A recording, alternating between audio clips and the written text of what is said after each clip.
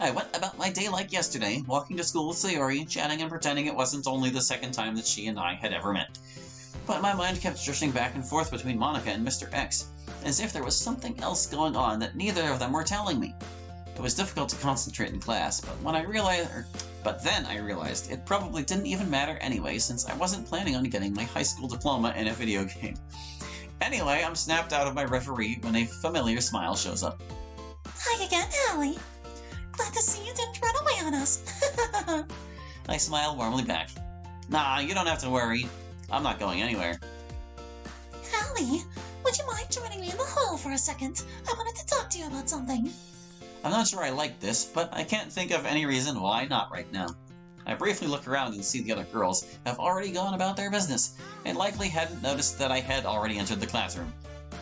Yuri is buried in her book reading intensely, Natsuki appears to be rummaging around in the closet, and Sayori is writing what I'm assuming is either last night's poem or another one.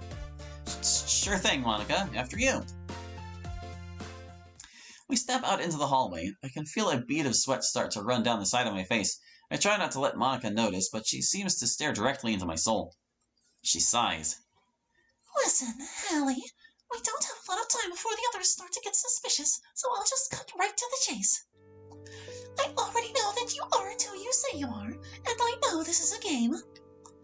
My worst fears having been realized, I feel all of the color drain from my face. What? She cuts me off. I'm not sure why you felt the need to hide it from me, though I suppose I can't blame you. I'm not exactly proud of what I've done before in the past. But I'm not that person anymore, and I don't have the ability to access the game's files anymore. I just wanted you to know because I suppose all of us need your help. I must have stood there looking like a slack-jawed idiot for who knows how long before I finally get a grip and start talking. How did you know? Well, for one thing, you weren't exactly subtle about it. You were barely on scripts the entire time yesterday. Plus, it was just the overall way you were talking that was so different. So you know I'm from out there, I say, pointing broadly before I realize how stupid that looks. Monica stands still in silence for a moment with a look of shock and interest on her face. No, I mean, I knew you had to come from somewhere, but I just thought maybe you were the MC and became sentient, like me. She takes a moment to collect her thoughts before she replies again. I mean, in a way we kind of did. I don't know what to say, but I can't believe I'm meeting someone from outside the game for the first time. I have a lot of questions, but I suppose we don't really have time right now to get into it.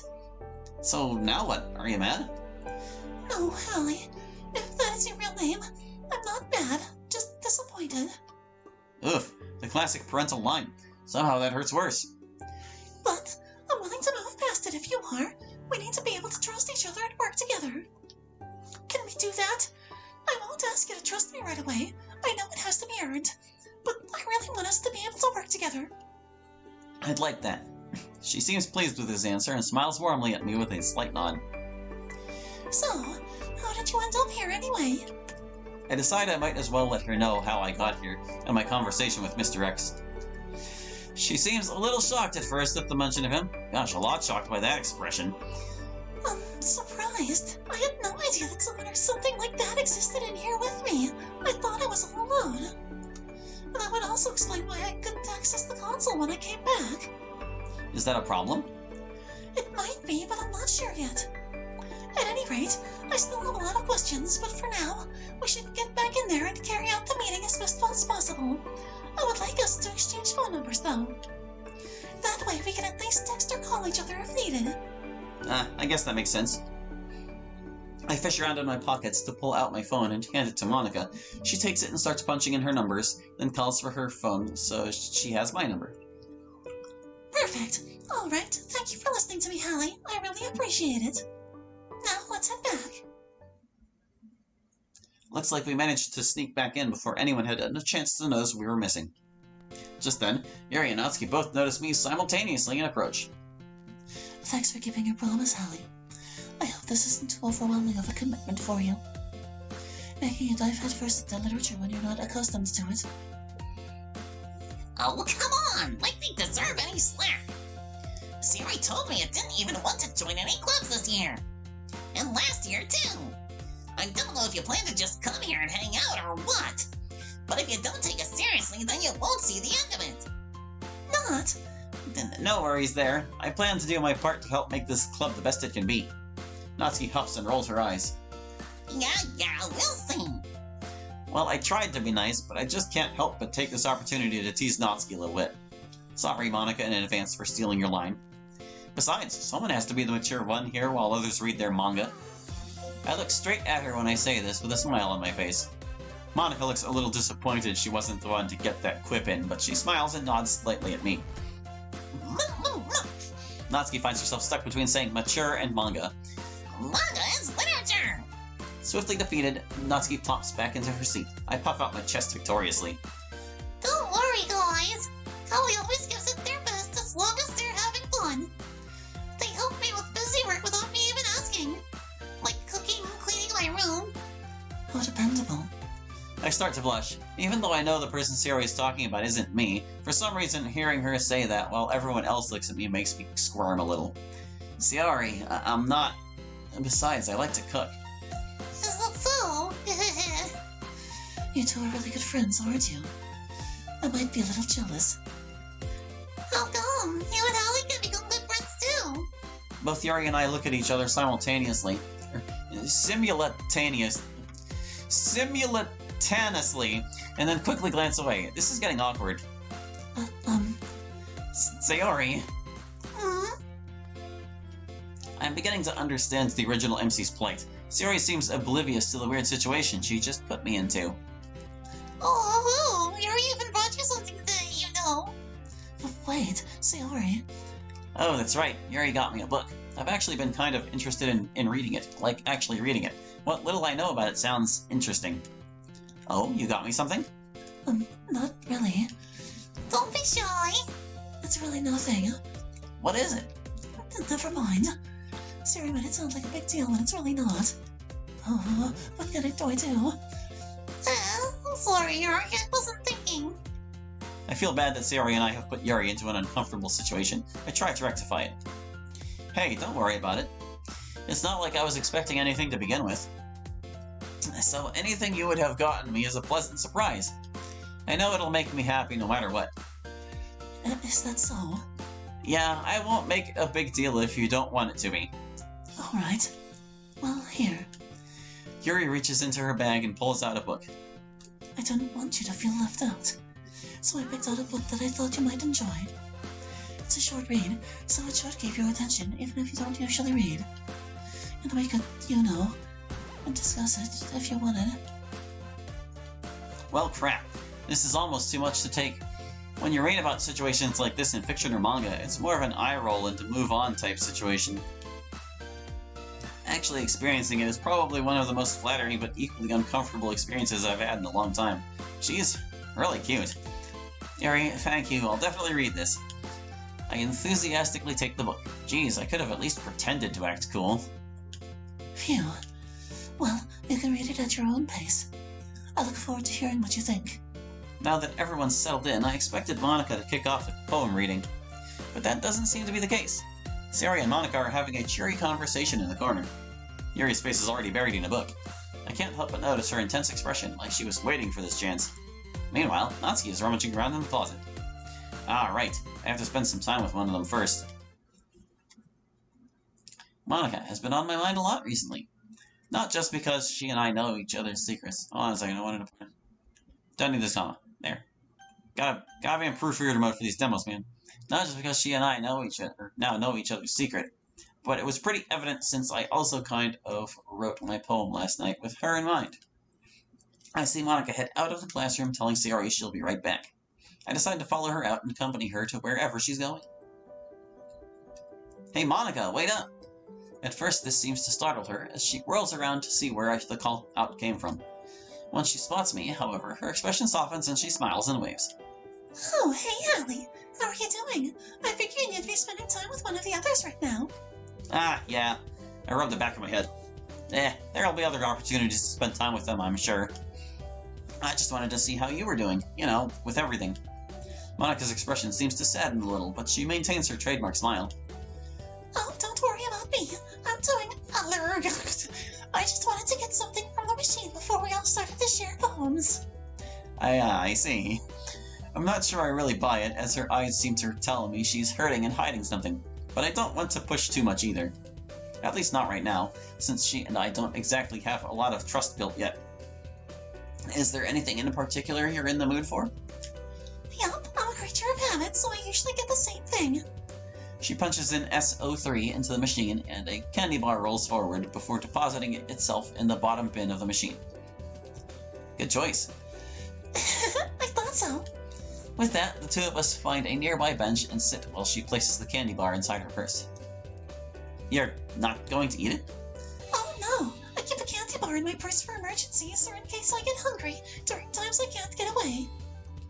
Ah, I see. Well, that's a good idea. Oh wait, is such an emergency, or wait, does such an emergency involve? My mind drifts back to Natsuki, as if sensing that, or what I'm thinking and suggesting. Monica nods curtly. Come on.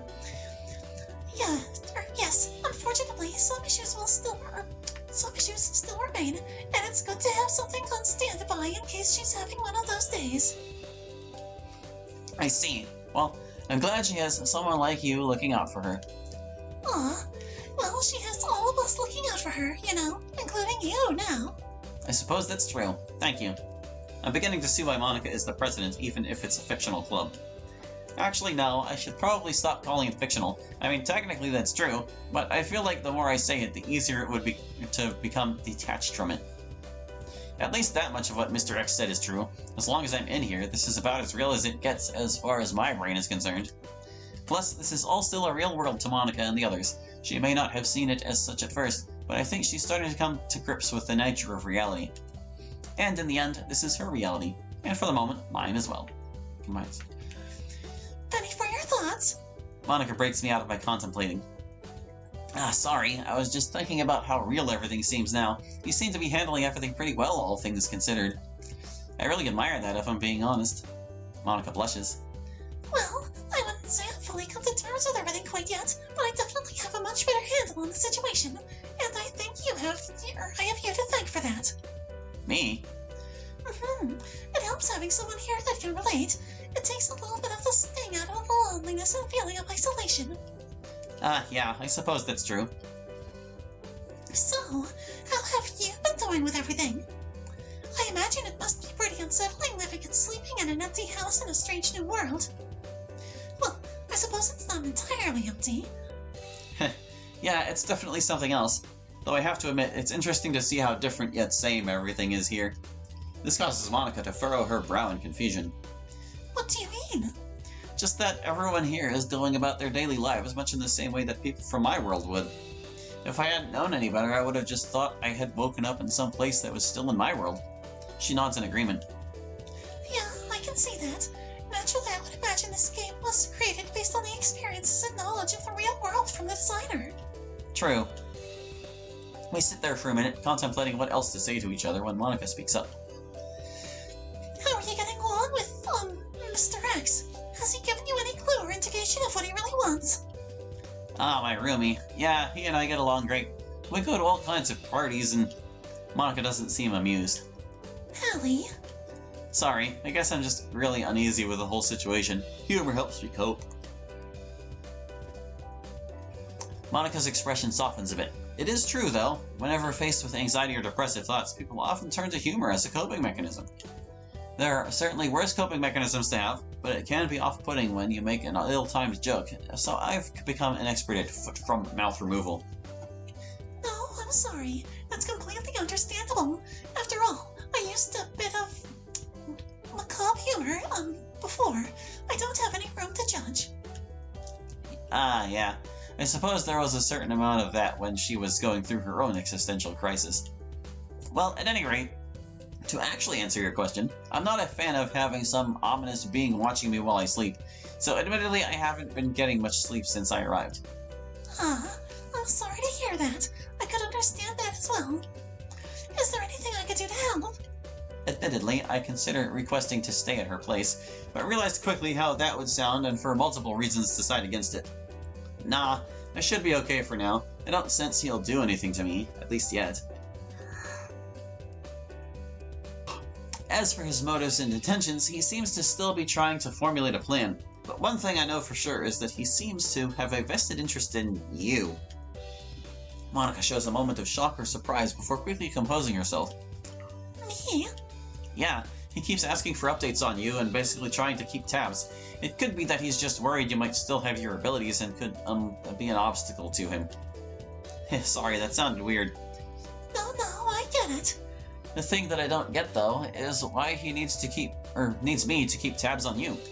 I mean, he's got all this supposed power or abilities, so why can't he just come here and keep tabs himself? Monica sits there quietly for a moment, looking down at her feet, as if deliberating on what to say. I begin to sense that she's struggling to confide in me about something. Whatever she's hiding, she's probably trying to gauge whether or not she feels comfortable enough telling me. After a few moments of awkward silence, I speak up. Monica, everything alright? Monica nods her head. Yeah, sorry. I was just thinking. I have my theories, but suffice it to say, I don't think this influence can reach this far. So he needs you to be his proxy. Ah, well, that's good, I guess? Still, though, we should be cautious. We don't want to get careless and give him any kind of information he can use against us. That's reasonable. Would you let me know if anything else comes up? I know we haven't really gotten to know each other a lot, but I would like to know if it's all the same. Yeah, I don't have any reason to hide anything, so I'll pass anything I learn along. No worries. Monica appears to let out a small sigh of relief. Thanks, Hallie. I'm really happy that you're here. Anyway, speaking of here... Oh yeah, guess we should be heading back, huh? Yeah, wouldn't want the others to get the wrong idea. Monica looks playfully at me. I'm a bit flustered, which she seems to take delight in, letting out a small giggle. Just kidding. You should have seen the look on your face, though. Yeah. With that, we both get up from the bench we were sitting on and start making our way towards the classroom. Oh, by the way, Hallie, did you remember to write a poem? I did, yeah. I mean, of course I did. It'd be kind of awkward if I didn't. I suppose, but you are new here after all, so I didn't want to put any pressure on you or anything if you hadn't. There's still a lot for you to adjust to, I'm sure. It was nothing. I was feeling particularly inspired last night anyway. Oh, well in that case, I can't wait to read your poem. She gives the biggest smile I've seen yet from her. So, are you really an honor student and all that? She lets out a small sigh. I can tell I've touched on a subject she isn't too eager to get into. I am, but it can't be traded. Some days it can be difficult to keep up with everything. Well, I hope you don't think I'm just saying this, but if you ever need to just, vent, I'm here. I may not be able to offer much advice, but I can at least listen. But good, I don't know why I'm yawning so much, sorry. Smiling, she looks as though she wants to say something else, but at the last second thinks differently. Thank you, Hallie. That means a lot to me. It really does. I should be offering you the same thing. You could probably use someone to talk to more than anyone. Thanks, but I've been in worse situations. She looks at me with a deadpan expression. Well, okay, not really, but so far anyway, I suppose things haven't been too bad. Do you ever just want to yell or scream or cuss or do something that would be so completely unlike you or the you that people know? Sometimes. I've screamed into my pillow a times or punched the beanbag chair a few times. Whoa, glad you didn't get pulled in as the beanbag chair. You sound a little bit like Nazi there. Do you secretly like manga too? She giggles. Not really, but just between you and me, I may have looked through one or two of her volumes when she wasn't around. I gasp and clutch my non-existent pearls. You did what? She's gonna be so angry with you if she finds out. I didn't mess them up. I was really careful to make sure they were put back exactly the way I found them. I meant she'd be upset that you didn't consult her first on which manga to read. She punches me lightly in the arm. Hey, save it for your beanbag chair. We laugh a bit as we approach the classroom door. Thanks for talking with me, by the way. I really appreciate it. I should be thanking you. I haven't really been able to talk like this with someone in a long time. Always happy to help. I can see how she'd be popular in this world. Aside from being attractive, she's organized, intelligent, funny, easy to talk to as well. But I sense that's not all it's cracked up to be. I can tell she's always under immense pressure to live up to the expectations placed on her by others in society. She probably doesn't even get much of a chance to just let her guard down and be herself very often. Moments like these. I hope I can give her more moments like these where she can feel comfortable enough to be herself.